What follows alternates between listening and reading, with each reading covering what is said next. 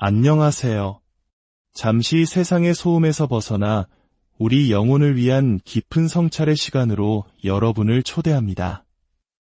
이 이야기가 여러분의 마음에 울림을 준다면 주님의 은혜를 나누는 마음으로 이 영상을 소중한 이들에게 공유해 주십시오.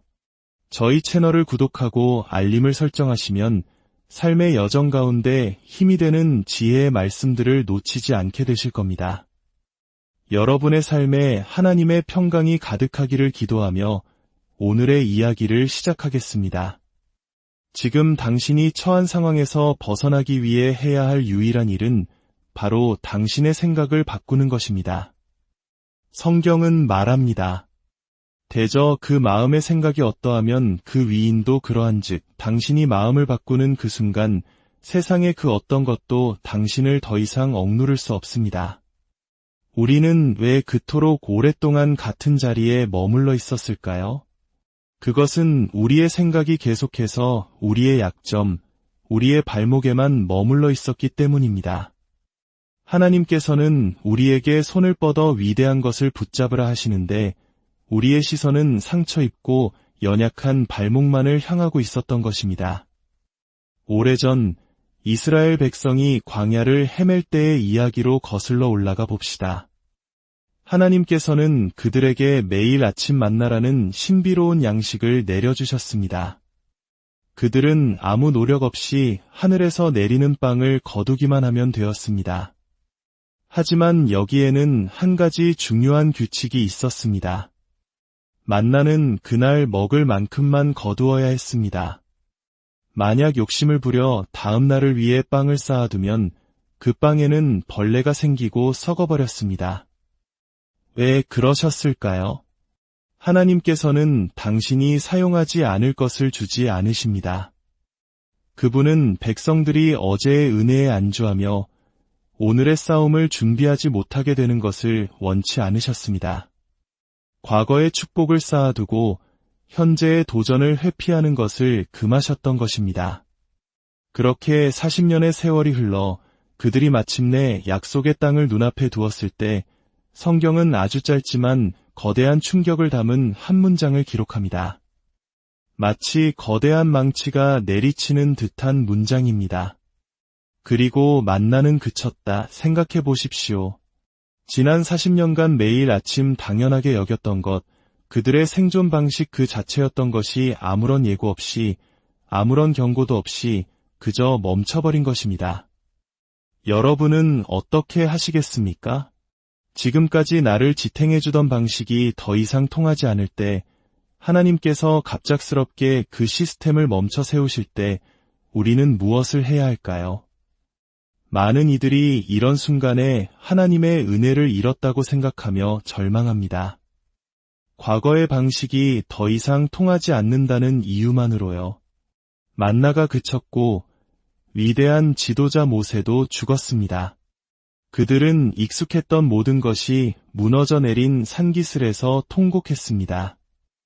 오늘 저는 바로 그런 혼란과 단절을 겪고 있는 당신에게 하나님의 말씀을 전하고자 합니다. 당신에게 익숙했던 모든 것이 멈춰 섰습니다. 이제 당신은 아무런 설명서도 정해진 규칙도 확실한 보장도 없이 앞으로 나아가야만 합니다. 다음 한 걸음을 내딛기 위해서는 오직 믿음에 의지해야만 합니다. 만나는 그쳤고 모세는 죽었지만 우리의 삶이라는 위대한 행진은 계속되어야 하기 때문입니다. 그때 모세의 뒤를 이은 지도자 여호수아가 백성들에게 선포합니다. 마치 거대한 서사시의 말미에 붙은 작은 각주처럼 보이지만 실은 혁명적인 한마디였습니다. 너희의 양식을 준비하라. 매일 하셔. 양식을 그저 줍기만 했던 사람들에게 양식을 준비하라는 말은 세상을 뒤바꾸는 생각이었습니다. 하나님께서 말씀하시는 것과 같았습니다. 이제 더 이상 너희 없이 내가 모든 것을 이루지는 않을 것이다. 너희의 양식을 얻는 데에 너희의 투자를 요구하겠다. 나의 자비에만 의존해서 올 수 있는 길은 여기까지다. 너희의 다음 식사는 너희의 참여를 필요로 한다. 하나님께서는 이제 우리를 의존적인 존재에서 상호의존적인 존재로 이끌고 계십니다. 우리를 쉬운 길에서 젖을떼게 하시는 겁니다.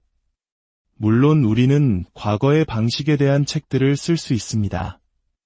광야에서 축복받는 12가지 방법 같은 것들 말입니다. 바위에서 물이 나고 넛뱀을 들어 병을 고쳤던 기적들에 대해 얼마든지 이야기할 수 있습니다. 하지만 하나님께서 말씀하십니다. 내가 이제 규칙을 바꾸고 있다. 주님께서 저를 이곳에 보내시어 당신에게 전하게 하셨습니다. 그분이 규칙을 바꾸셨다고. 과거에 통했던 방식은 지금은 더 이상 통하지 않을 것입니다. 당신을 여기까지 이끈 것이 당신을 저기로 데려가지는 못할 것입니다. 거대한 패러다임의 전환이 일어나고 있습니다. 만약 당신에게 유연성이 없다면, 적응력이 없다면, 지적인 성찰이 없다면 당신은 다음 차원으로 진화할 수 없을 것입니다. 만나가 그쳤고 옛 지도자는 사라졌지만 우리의 행진은 계속되기 때문입니다. 너희의 양식을 준비하라. 이 명령 속에는 깊은 지혜가 담겨 있습니다. 훌륭한 요리사는 요리 당일보다 며칠 전부터 재료를 손질합니다. 양파를 다지고 치즈를 갈고 고기를 재워두는 등 준비에 더 많은 시간을 쏟습니다. 왜냐하면 요리의 성패는 실제 조리 시간보다 준비 시간에 달려있기 때문입니다. 하지만 이 메시지를 전하기가 참 어렵습니다. 우리는 모든 것을 즉시 얻으려는 전자레인지 같은 세대에 살고 있기 때문입니다. 냉동실에서 꺼내 5분 만에 데운 음식을 진짜 음식이라고 착각하며 살아갑니다. 하지만 그것은 음식이 아닙니다. 진정한 음식, 깊은 맛을 내는 음식은 긴 준비 시간을 필요로 합니다. 마치 우리의 인생처럼 말입니다. 혹시 당신은 지금 준비의 시간을 보내고 있습니까? 주변 사람들은 당신이 변했다고, 예전 같지 않다고 말할지도 모릅니다. 왜 이렇게 연락이 안 돼? 요즘 무슨 고민 있어? 하지만 당신은 교만해진 것도 관계를 무시하는 것도 아닙니다. 당신은 그저 준비의 시간을 보내고 있는 것입니다. 인생의 다음 계절을 위해 지난 계절보다 더 많은 것이 요구되는 지금 이 시기를 위해 준비하고 있는 것입니다. 지난 날에는 함께 농담하고 어울리고 몇 시간씩 의미 없는 통화를 할 수 있었을지 모릅니다. 하지만 지금은 아닙니다. 당신이 가야 할 곳에 도달하기 위해 당신은 준비의 시간을 보내야 합니다. 과거의 모든 것에 감사하지만 이제 그 만나가 그쳤음을 인정해야 합니다. 즉, 과거의 관계나 방식이 더 이상 당신의 생명줄이 아니라는 것을 깨달아야 합니다. 남들 이야기에 몇 시간씩 허비하는 사람들은 어디로도 나아가지 못합니다. 다른 사람들이 무엇을 하는지 이야기하느라 또 한 해를 낭비할 여유가 우리에겐 없습니다. 나는 준비 중입니다. 나는 아직 일어나지 않은 일을 위해 믿음으로 준비하고 있습니다. 아직 문은 열리지 않았지만 나는 준비하고 있습니다. 아직 길이 보이지 않지만 나는 준비하고 있습니다. 이것이 바로 믿음의 증거입니다. 아직 일어나지 않은 일을 위해 준비하는 것, 믿음의 구조를 세우고 전략을 짜는 것입니다. 이것이 없다면 우리는 목적지에 도달하여 성공할 준비가 되어 있지 않을 것입니다. 나는 준비의 시간을 보내고 있습니다. 이 준비의 시간 동안 우리는 때로 다른 사람들이 이해하지 못하는 일을 해야 합니다. 왜 버터를 미리 꺼내놓느냐고, 왜 지금 쓰지 않느냐고 물을지 모릅니다. 하지만 우리는 압니다. 파운드 케이크를 만들 때 차가운 버터를 넣으면 크림처럼 부드럽게 되지 않는다는 것을, 모든 것은 제자리에 적절한 온도에 올바른 순서에 맞게 준비되어야 합니다. 나는 지금 있는 이 방이 아니라 내가 곧걸어 들어갈 방을 위해 준비하고 있습니다. 나는 나의 미래의 언어를 배우고 있습니다. 하나님께서 내 삶에 행하실 일을 위해 나 자신을 준비시키고 있습니다. 어떤 이들은 말합니다. 그곳에 도착하면 준비하겠다. 하지만 그곳에 도착했을 때는 이미 너무 늦습니다. 도착하기 전에 미리 준비해야 합니다. 지금이 바로 그 준비의 시간입니다. 이 말씀은 바로 당신을 향한 예언의 말씀입니다. 당신의 삶에 거대한 해방이 임박했습니다. 너희의 양식을 준비하라는 것은 단순히 요리법의 변화가 아닙니다. 이것은 생각의 방식, 즉 마인드셋의 변화입니다. 당신은 준비할 필요가 없었던 부모님 세대 밑에서 자랐을지 모릅니다. 그들은 광야에서 만나를 먹었던 세대입니다. 하지만 이제 만나는 그쳤습니다. 그러므로 당신은 그들과 다른 마인드셋을 가져야만 합니다. 만약 당신이 조상들의 마인드셋을 그대로 가지고 있다면 당신은 매일 아침 하늘만 쳐다보며 더 이상 떨어지지 않을 무언가를 기다리게 될 것입니다. 마인드셋이 당신의 자산을 결정합니다. 만약 당신의 마음속에 그것을 담을 수 없다면 당신의 삶 속에서도 그것을 얻을 수 없습니다. 인생에서 큰 변화가 있을 때마다, 예를 들어 결혼을 하거나 새로운 직업을 가질 때 새로운 반지를 끼는 것만으로는 충분하지 않습니다. 낡은 마인드셋을 가지고 있다면 아무 소용이 없습니다. 독신 여성의 마인드셋을 가진 채 결혼 생활을 할 수 없습니다. 독신 남성의 마인드셋을 가진 채 남편이 될 수 없습니다. 육체적으로는 함께 있지만 정서적으로는 단절된 삶을 살게 될 것입니다. 성경에 나오는 탕자의 이야기를 기억하십니까? 그는 아버지와 형제를 떠나 모든 것을 잃고 돼지우리에서 비참하게 살고 있었습니다. 돈도, 친구도, 가족도, 정체성도 모두 잃었습니다. 그의 상황을 바꾼 것은 무엇이었을까요? 천사가 나타나지도 하늘에서 성경이 떨어지지도 않았습니다. 변한 것은 오직 단 하나, 그의 마음이었습니다. 성경은 그가 스스로 돌이켰다고 말합니다. 지금 당신이 처한 상황에서 벗어나기 위해 해야 할 유일한 일은 당신의 마음을 바꾸는 것입니다. 다른 누군가가 돌아오기를, 누군가가 당신을 구해주기를 기다릴 필요가 없습니다. 당신의 마음을 바꾸는 순간 아무도 당신을 막을 수 없습니다. 더 이상 아침에 무언가 떨어지길 기다리며 서 있지 않겠다는 마인드셋의 변화, 손에 흙을 묻히고 새벽에 일찍 일어나 밀을 쳐서 가루로 만들겠다는 결단. 당신의 손은 당신의 마인드셋을 비추는 거울입니다. 당신이 행동하는 것을 보면 당신이 무엇을 생각하는지 알 수 있습니다. 하나님께서 말씀하십니다. 누군가 너를 구해주기를 기다리는 것을 멈추어라. 그들은 오지 않는다. 너의 마인드셋을 바꾸고 빵이 보일 때까지 그 밀을 두드리기 시작하라. 이제 당신은 준비의 계절을 지나 약속의 계절로 들어서고 있습니다. 이제 준비해서 소유로 나아갈 시간입니다. 그것은 당신의 것이지만 당신이 직접 취해야 합니다. 더 이상 문 앞에 배달되지 않습니다. 당신은 그것을 쟁취해야 합니다. 성경은 말합니다. 천국은 침노를 당하나니 침노하는 자는 빼앗느니라. 수동적인 태도를 버리고 하나님께서 당신에게 주신 것을 되찾아야 합니다.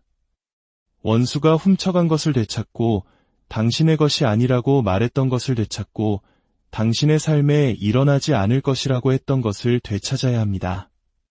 어떻게 그것을 취할 수 있을까요? 다른 누군가가 이미 그 자리에 있는데 말입니다. 하나님께서 말씀하십니다. 그것은 너의 것이다. 이제 사도행전에 나오는 한 이야기로 넘어가 보겠습니다. 성전문 앞에는 태어나면서부터 걷지 못하는 한 남자가 있었습니다. 그의 마비된 발목보다 더 오래 그 자리를 지킨 것은 그의 마비된 생각이었습니다.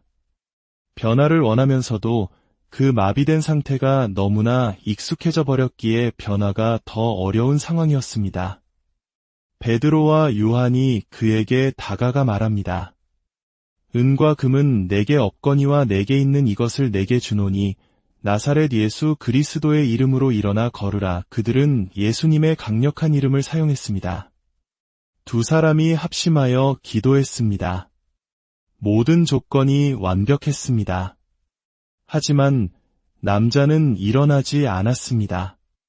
여러분이 모든 올바른 일을 다 했는데도 아무 일도 일어나지 않는 것처럼 보일 때 어떻게 해야 할까요? 그때 베드로는 허리를 숙여 남자의 손을 잡았습니다. 잠깐만요, 베드로. 당신은 이해하지 못하고 있습니다. 그의 손은 아무 문제가 없습니다. 문제가 있는 것은 그의 발목입니다. 왜 문제가 아닌 부분을 잡았습니까? 바로 이것이 우리가 일어서지 못하는 이유입니다. 우리는 계속해서 우리의 문제에 손을 얹고 우리의 능력에는 손을 얹지 않습니다. 당신의 문제에만 집중하는 한 당신은 결코 일어설 수 없습니다. 베드로는 그의 발목이 아니라 손을 잡았습니다. 발목은 부서졌지만 손은 멀쩡했기 때문입니다. 하나님께서는 부서진 것을 통해 일하시는 것이 아니라 이미 작동하고 있는 것을 통해 일하실 것입니다. 하나님께서 당신에게 말씀하십니다. 당신의 삶에는 제대로 작동하고 있는 부분이 분명히 있습니다.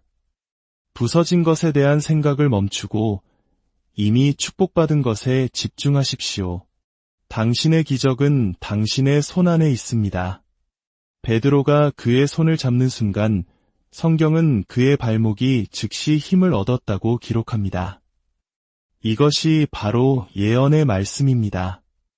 하나님은 당신의 부서진 곳을 만지시는 것이 아니라 당신의 축복받은 곳을 만지실 것입니다. 당신의 생각이 계속해서 약한 발목에 머물러 있었기에 당신이 그토록 오랫동안 같은 자리에 머물렀던 것입니다.